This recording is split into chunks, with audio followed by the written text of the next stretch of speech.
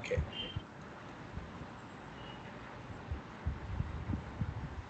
So we did the factors influencing the exchange rate policy.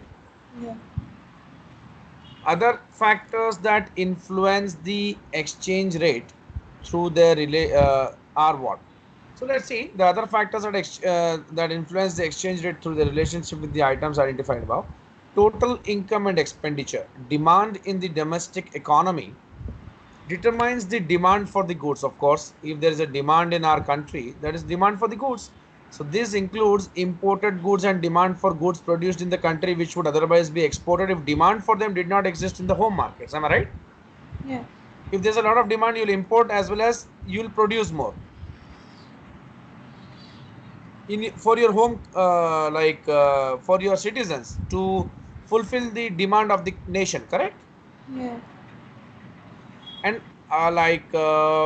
so what happens, other factors influence the exchange rate through their relationship with. So what happens, total income and expenditure. A lot of demand in a country would make the country, compel the country's government to import more and produce more. Correct? So output capacity and level of employment in the domestic economy might influence the balance of payments, because if domestic economy has full employment already, it will be unable to increase its volume of production for exports. Correct? Yeah. If your all the people are employed, then how can you can produce more to export? You cannot. So this is, they are speaking from UK's perspective. Don't take it from India's point of view. The growth in the money supply influences interest rates and domestic inflation. How? If you increase interest rates, more and more people will purchase your companies, more and more people will purchase your country's currency. Correct? Yeah. So demand for your currency increases. Yes. Yeah. Demand for your country currency increases. Correct? Yeah. So when demand for your country's currency increases because of the higher interest rates, so when demand is high, the inflation will be high. Correct? Yeah. Because when lot of people show demand, your supply for the money becomes less because lot of demand, lot of people are buying, and the supply is right now, you have already sold the entire currency. Now the supply has got restricted, and since because of that, lot of demand has cropped up. That means your currency's value is high. Correct? Yeah. Because of high interest rates, many people would want to invest in your country. They would want to buy more and more currency of your country. So this point of time, lot of money, what will happen, UK's currency demand increases, so US dollar, lot of supply increases. Correct? Yeah. So what is happening, this country has higher interest rates. Because of that, the demand of this country is high. This country's currency, that is UK's currency, is high. That is pounds or euros demand is high, and dollars demand is less. Dollar supply is high. Okay. So Yeah. here the interest rates are less. Correct? Yeah. Now what happens? Now what happens? Because here the interest rates are high, the inflation is also high. Everything is very costly. Why? Because since interest rates are high, the loans are costly. Loans are, Costly. because people only want to invest, but the borrowers, if they want to take loans, the loans are very costly, and the loans are costly. The production cost is high. Production cost is high, and demand is high. So inflation is Hi. high. Now what happens if United States people, after investing, and then if they want to get the returns, and when they start pulling their money back to United States, what happens? I'll not go into that, leave it, because that is what I'll explain you afterwards. That is in the concept of interest rate parity. I'll explain you afterwards. Okay? Okay. It's not required right now, but you understood this point, na? Yeah.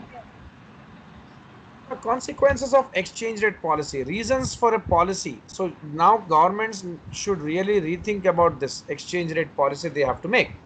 So to rectify the balance of trade deficit, that means to increase the surplus, and to reduce the deficit, that means to increase the exports and reduce the imports.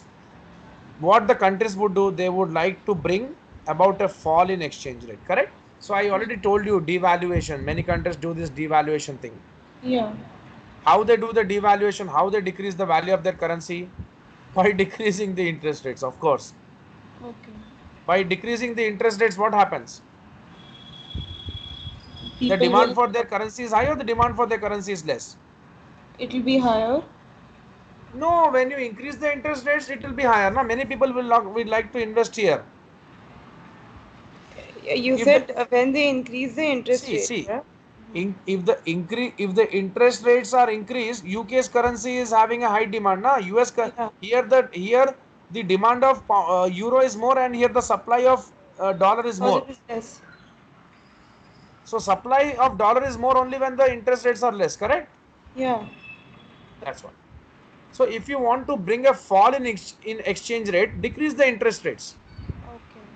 When the interest rates are decreased, your country's currency demand would be less, supply would be more. Why? Because your country's people will also want to invest in some another country.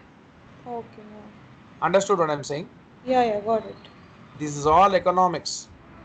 So if United States interest rates are high and India's interest rates are less, so what will happen? Indians would buy more and more dollars and would try to invest here. So demand for dollar is high. Will be more. Just Yeah. I'm taking an example. Yeah. Usually India's interest rates are high than United States dollar. We have a pressure. We want to keep the rupees demand high always Okay. because rupee is not a global currency. United States dollar is always a global currency. Okay. Yeah. International trades usually happen in dollars.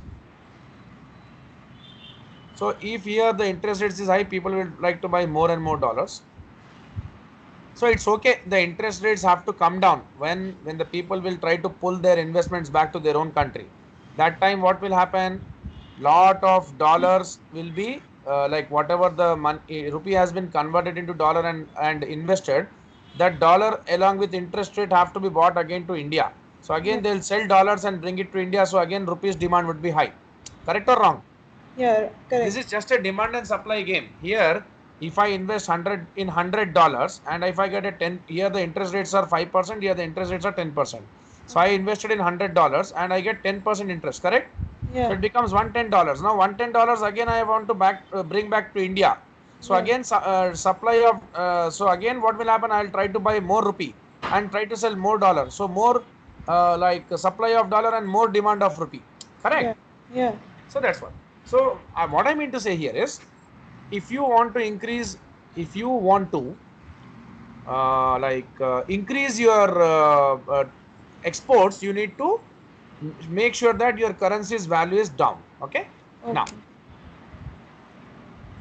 so to make the currency value down, what will they do? They will decrease the interest rates. Okay. Yeah. They'll try to create more supply of the rupee. So to prevent a balance of trade surplus, uh, from getting too large. See, too much surplus is also not good. Too much deficit is also not good. Okay. Yeah. By trying to bring about a limited rise in exchange rate, that means too much exports, that means very less currency's value.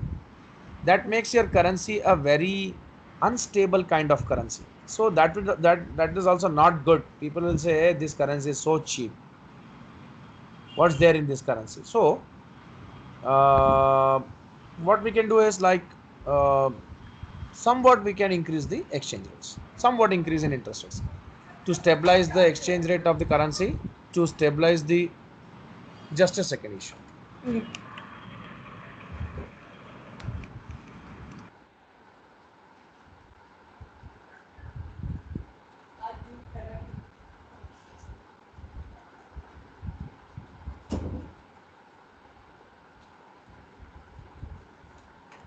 Yeah.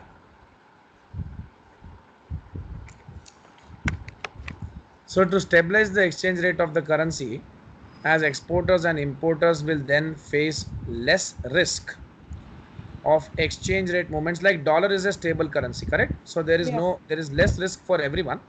Wiping out their profits, a stable currency increases confidence in the currency and promotes international trade. So dollar is what I can take an example of. So this is a stable currency, good for everyone. Okay, now fixed exchange rates I already explained you. They already fix it. So government they fix it. I already told you, correct? Yeah. about the fixed exchange rate, the pegged system. Okay. So government may try to keep the exchange rate at fixed level against a major currency such as US dollar and try to make it within a specified value range. So as like they have made it like for example $2. Sorry, they have made it to £1. So that is what they are fixing it always. However, if the government cannot control inflation, see in India the inflation is very much, and UK also highly inflated country. Lot of why the inflation is so high in UK? There are a lot of inflations now. Like there is not only one inflation, demand pull. In India, there is a demand pull inflation. There is a lot of demand for goods. In UK, it is cost push inflation. Why? The things are not produced cheaper in UK. They are produced very. It's very costly to produce goods. Why? Because the labor is very costly in UK. All are skilled labor, and there are a lot of rules and regulations in UK. There are less working hours in UK, and UK the land value and everything is very costly. It's a small country. They have scarcity of land, correct? Yeah. And they have all lot of schemes. Every company has to go through all those stupid schemes and welfare of employee and all. See, they are a developed society. So if you want to, so are you seeing any investor going to UK and starting their own company there? No one would like to go. In fact, all are moving out from there to China and India. See, entrepreneurs are all about profits, correct? Yeah. So they don't want to risk in a country which is like having so many XYZ rules. Mm. So our if a government cannot for us going outside India is a very good thing, privilege, Yeah. because we enjoy good life there. But when it comes to business, India is the destination because here a lot of people, big market, lot of demand. So if a government cannot control inflation, the real value of its currency would not remain fixed. Of course, if the inflation is very high, so what is happening because of the high inflation in UK, cost plus inflation? No one is like no one wants to buy UK's goods. What Okay. will happen? So there is no demand for the UK's currency, correct? Yeah. Except for tourism, no one would like to buy pounds. What will you do with that pound? If you want to go to UK, you want pounds. But if you Yes. want to buy UK's goods, you are reluctant to buy UK's goods because you get all these things cheaper in India. So what happens if there is lot of costly, if the things are very costly in UK, no one would like to buy and no demand for UK's currency. So now what they have to do to create the demand, they need to do some adjustments, correct? So they will increase the interest rates, all sorts of things they will do to attract the investors. In however way they have to run their economy, correct? Mm. If one country's rate of inflation is higher than others, its export prices will become uncompetitive in overseas markets and the country's trade deficit will grow, correct? Why? I didn't understand the point. Hello? Hello? Yeah. Yeah, I See, didn't get the point. if inflation is high in India, what will happen? That means The demand is high. Oh. Yeah, if inflation is high, suppose I take UK's case. UK's goods are very costly because Yeah. of cost push inflation, Yeah. and since it is very costly, that means in cost push inflation is also one of the inflation. So inflation is high. So there is no demand for your currency, country's currency, Yeah. and since your country's currency has no demand, that ultimately shows that no one wants to buy your goods, and since no one wants to buy your goods, you cannot export more. That Yeah. makes that means there is a trade deficit, correct? Yeah. So devaluation. Now UK people have to think very deeply and have to devalue their currency so that they can be more competitive. Correct. Okay. If exchange rates are fixed, so I already explained you. Any changes in real interest rate? If suppose I fix $1 with £1, so I have to see the interest rates in both the countries. Real interest rate in one country will create pressure for the movement of capital into or out of the country. So if this is one I have fixed, $1 is £2. So what happens in United States if the interest rates are high, people will divert their investment in United States. What will Yeah. happen then? So that will put a pressure on this currency, correct? The Yeah. demand for dollar is high and the supply of UK currency will be high. So Yeah. UK's currency will devalue somewhat. That means its value will go down, correct or wrong? Yeah. So capital movements out. That means the movement of capital from United Kingdom to United States would put pressure on country's exchange rate to change. So that is a demand supply game. Yeah. It's a demand supply game. So So it follows basically, that if if exchange, the demand for one country's currency increases, the supply of the other country's currency also increases. of course, when dollars demand is high, UK's supply will be high for pounds because they want to buy. If they want to invest in United States, they have to go to the bank, give their pounds, and convert the pounds into dollars, and then invest. Yeah. Got it. See, I think no one would put such much efforts for this chapter. I'm putting why because if you don't learn this chapter properly, you will be lost everywhere in the book. Okay. That's the reason why I'm very much focused on this chapter. Okay, now, so it follows that if exchange rates are fixed and capital is allowed to move freely between countries, all countries must have consistent policies on interest rates. That is the pressure. Now if you are fixing your interest rates, then if you are fixing your currencies to a fixed rate, then you should always fix your interest rates also fixed. Understood? Yeah. See, if you are fixing $1 to £1, £2. So in UK, so what was the interest rate when you fixed it? The same interest rate should prevail, or else what would happen? The capital movement between the countries would be high. If Yeah. here the interest rates are high, dollar will be weak. Dollar have to be supplied more. If the here interest rates are high, the pound has to be supplied more. Dollar's demand would be high. So this game should not happen. Demand supply game. For that, Yeah. you should always try to fix your interest rates also same, so that both the countries enjoy the fixed rate, whatever they have made, and both the countries also enjoy the fixed interest rates. Correct? So the Yeah. capital movement from each of the countries would not happen. Demand and supply game is completely out of the box. Got my point? Yeah. No. No, got it. Okay.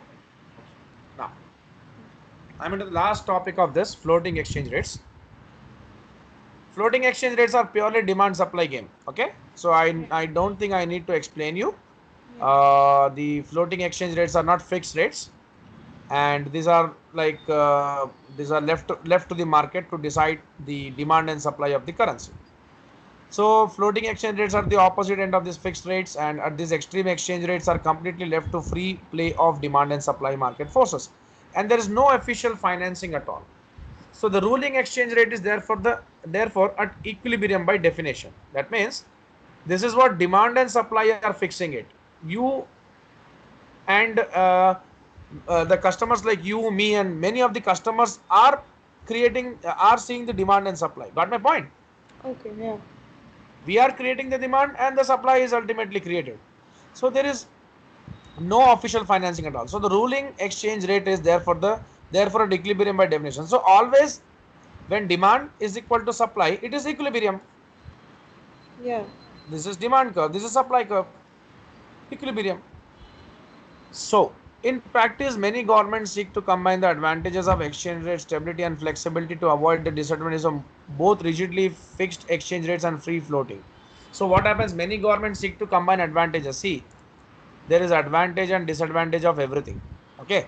If Yeah. you have fixed rates, there is some advantage. If you have floating rates, there is some advantage. There is disadvantage also. So managed or dirty floating refers to a system whereby exchange rates are allowed to float, but from time to time the authorities will intervene in foreign exchange market. Of course, see, they will leave the market forces decide about the demand and supply of two currencies, but Yeah. sometimes the governments also intervene when, see when what happens when rupees demand is less. So what would the government do? This is RBI. RBI has dollar reserves, RBI has rupee reserves, correct? Okay. Yeah. So if the demand for rupee is very less, no one is ready to buy rupee. So what Yeah. they'll do, they'll use their official reserves of dollar and buy lot of rupees, equivalent Yeah. rupees, and they'll just try to keep it here. And when so what they will do in this way, they'll create demand for rupee, correct? Yeah. And when not required, when when they have to create demand, they'll create like this. When lot of when there is like less demand, they have to create a demand. When there is less supply, they have to create supply. Mm.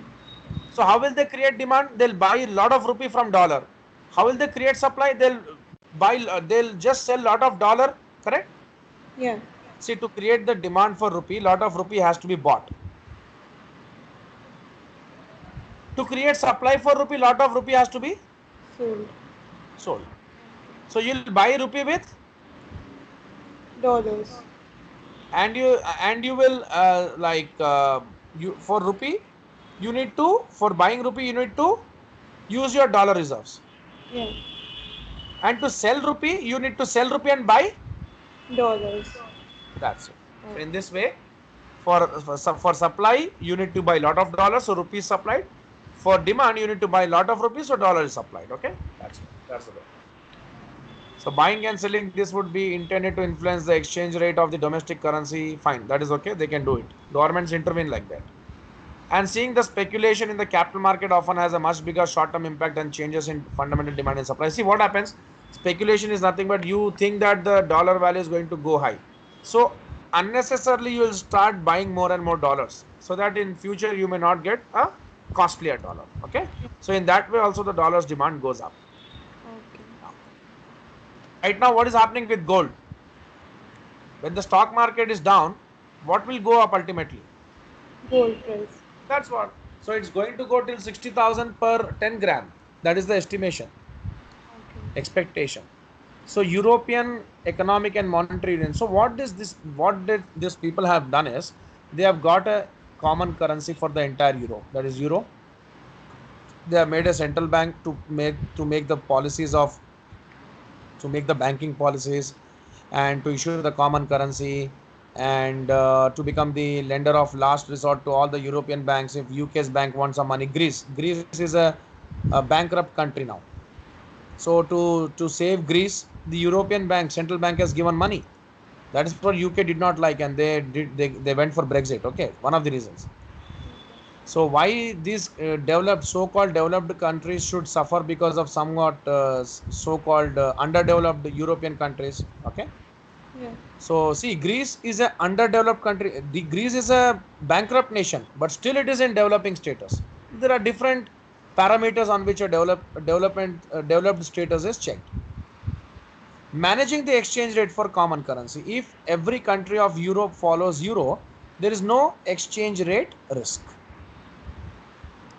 I already explained you about the exchange rate risk, correct? Yeah. So they make a centralized monetary policy. That's understood fact. See, already we have already done a good analysis of all this. So if the country's exchange rate is lower, the exports would be high. If the country's exchange rate is high, exports would be less. No. And if the country's exchange rates are less, import will be less. Correct? Yeah. Import would be less. Import would not decrease, because the foreign goods are costly or expensive in your country. Am I right? Yeah. And if your exchange rates are like kind of high, your imports would also be Higher. high, because cheaper goods you will try to buy more. And here the imported raw materials are expensive. Here the imported raw materials are cheaper. Correct? Next one. Just a second.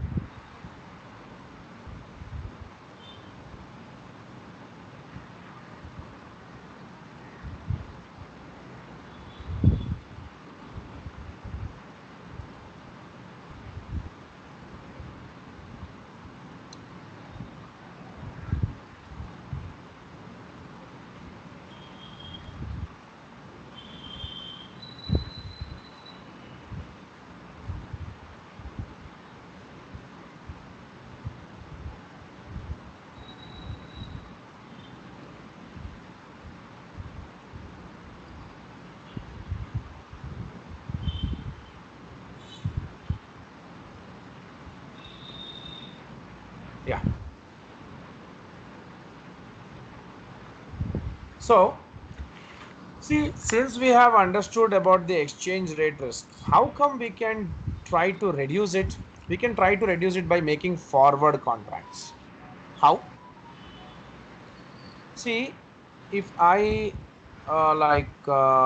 I have given a contract to United States shipbuilder.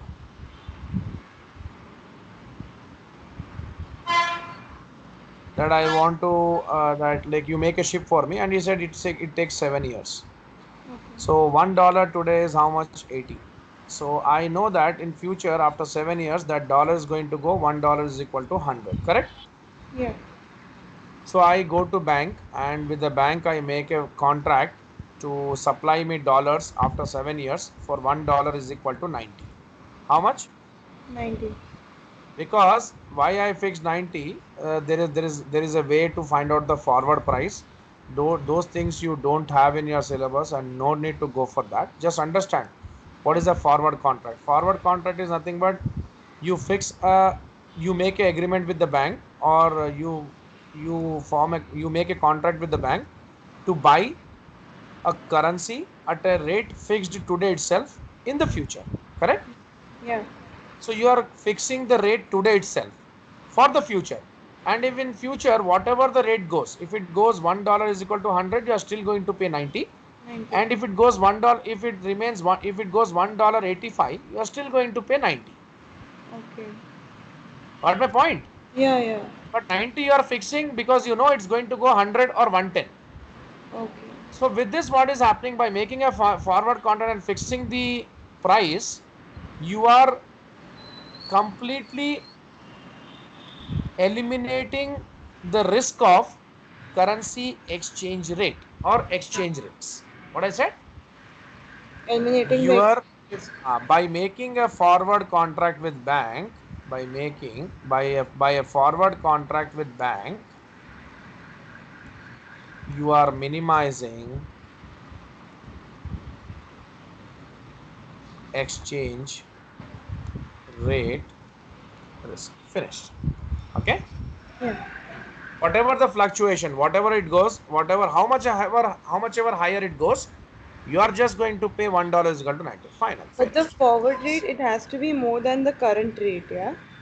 Yes, of course. Why? Because today what you have is not going to be the same in the future. No, after 7 years, time value of money. Yeah. To find out the forward rate, the formula is nothing but the spot rate into 1 plus r whole power n.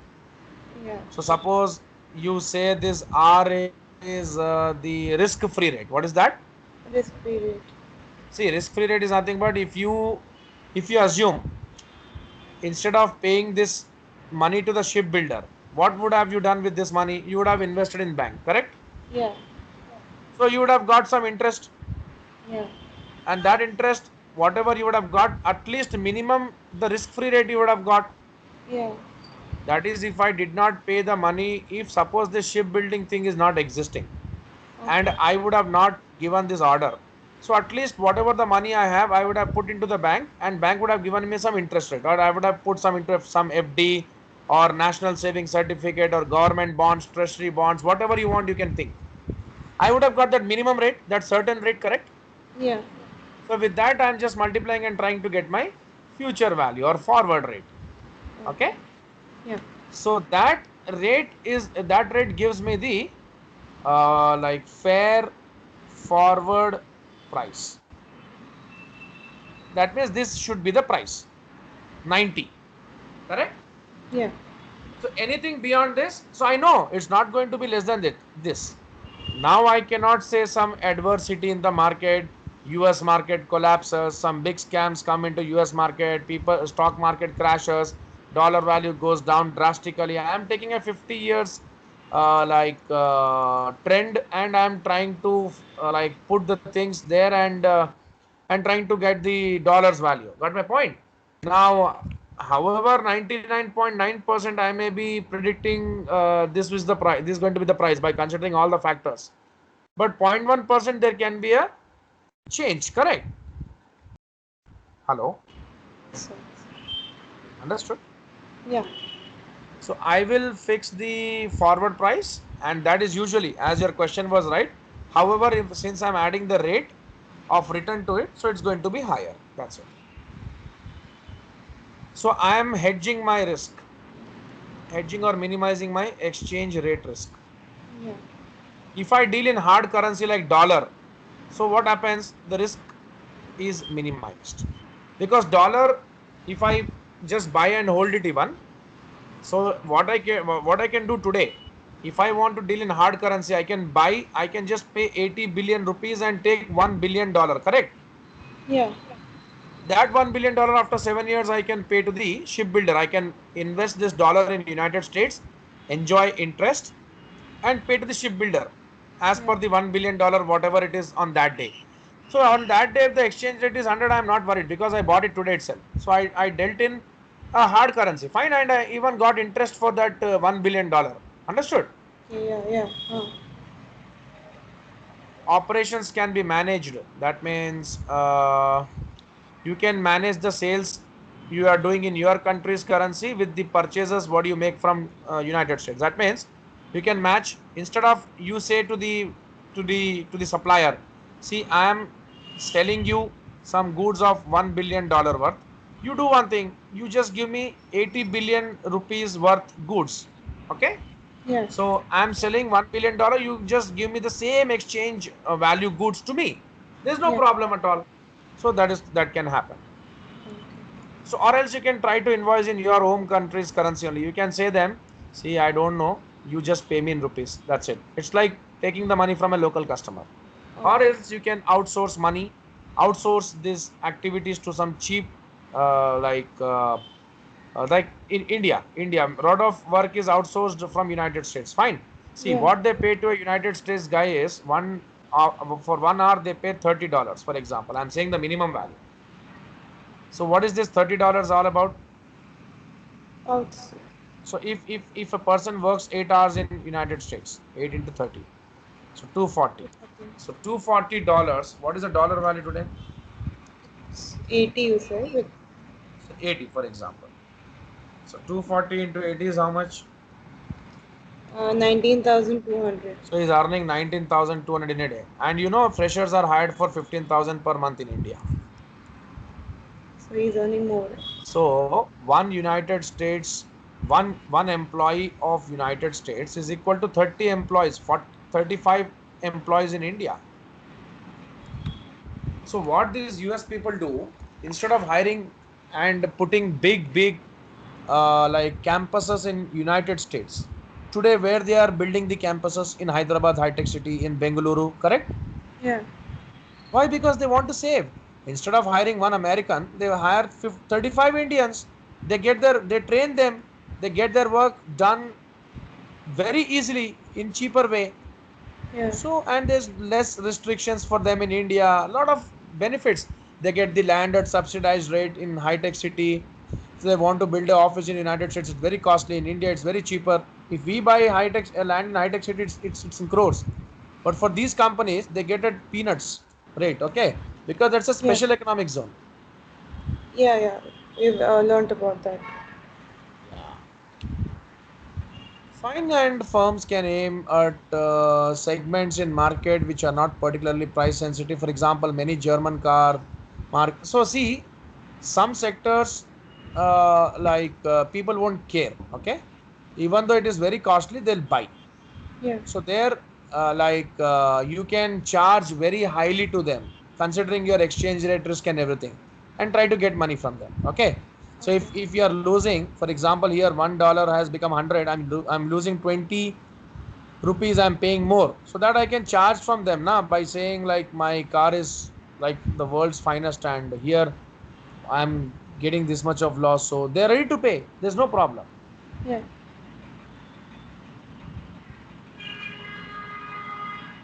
What's the time? So, what is this competition policy, regulation, and market failure? See, competition policy is like uh, regulation and deregulation. So, what governments do is they try to regulate the market, okay, Okay. by giving chance to everyone. They don't promote imperfect competition like monopoly. They don't want the monopolists to exist, correct or wrong? Yeah. And they want all the information should reach to everyone at the same time. No one should take the advantage of information or insider information before and try to act, correct? Yeah. before and try to make advantage. Suppose I got a rumor, salt prices because of the COVID-19. For example, I got a report. Okay, Yeah. so before COVID, when COVID-19 was in China, some people went to China and they said, "Hey, mask is in lot of demand." So they came India and they started like putting lot of money into this and try to spread rumor about virus, some stupid rumors. So Yeah. this kind of thing should not happen. Am I right? Yeah. And social cost. What is social cost? So what happens here? Someone is trying to take advantage of this Okay. and trying to gain money from the market. What is happening here in COVID-19 situation? The humanity is lost in people. They are mad. They're not thinking the people who are needy, I should give them the injection and what at the same cost. If the same thing happens to me, then what happens? Then at that time, when someone will tell me if I am selling, not me, some XYZ is selling to a COVID-19 patient some remdesivir vial for 20,000. It only costs 800 rupees. What if he is into trouble and someone tells him, "Give me 50,000"? From where will he bring 50,000? So humanity is lost. They are thinking Yeah. nothing will happen to them, and this time is the time where we can earn money. All the stupids. Okay. So some illiterate people, they don't understand all this. They'll do this. So and some social cost also. Government will regulate you if you are like earning profits. They don't have problem with that, but you are spoiling the environment. So lot of restrictions they put on you. Okay. Yeah. What are the types of regulations? Monopolies and merger. They don't want monopolies. They for them everything is fair and just. Everyone is open to do business. Okay, and they don't want these cartels even to be formed. You see, when you go for buying vegetable, all people on in a straight row will sell at the same cost. Yeah. But if you go some half kilometer far away, some one of the guys is selling at cheaper cost. So you'll say, "Arey, what is this?" Even though it's a market, that's a cartel they made. Okay, Yeah.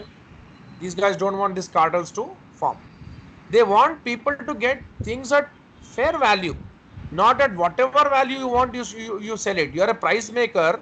You can't take advantage of that. Okay. Yeah. And I think this oligopoly, monopoly, these things, I think you have an idea. Yeah. Yeah. And they don't want restrictive practices to happen. What is restrictive practices? Like price fixing arrangements. That will fix this price and will sell at this price only. Okay. What is happening because of this? People are suffering, and they are they are big manufacturers. Since they are big manufacturers and they're fixing a price, they want the see what happens if you are producing something in bulk. So for you it is cheaper, correct? If you are selling at very cheaper price, then hundreds of the small firms they lose their business. And if it continues in that way and you continuously earn money because of your bulk production, so these guys will be lost in the market. So that is fair and unjust, correct or wrong? Yeah. And if you are the only like manufacturers in the country, only two of the manufacturers exist, you'll sell at whatever price you want. That is again not good by fixing the prices. Okay, Yeah. so either way it is not good. What is deregulation? Deregulation is nothing but easing the regulation. That means making things somewhat easier now. Okay, strict rules are kind of eased. So with this, what will happen? You are into more liberalization. Okay, hello. Yeah.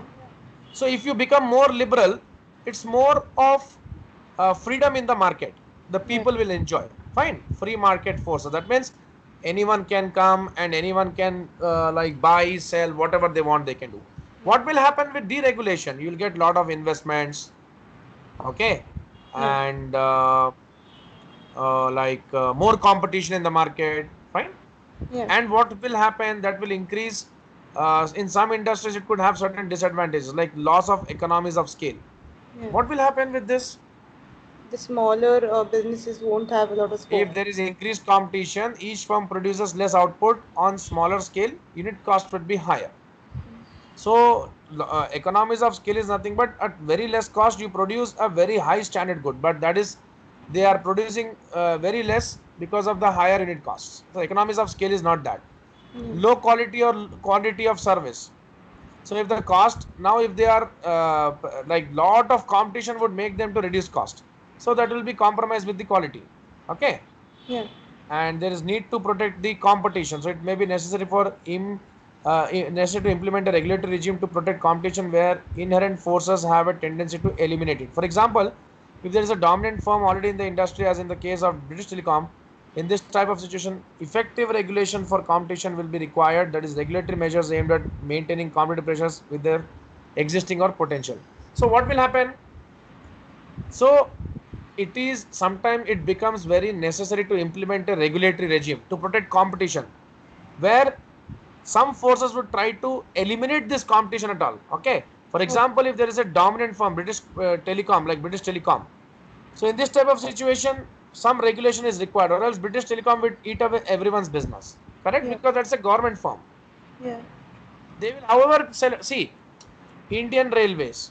So, and you government gave you a chance to run some private railway. Okay.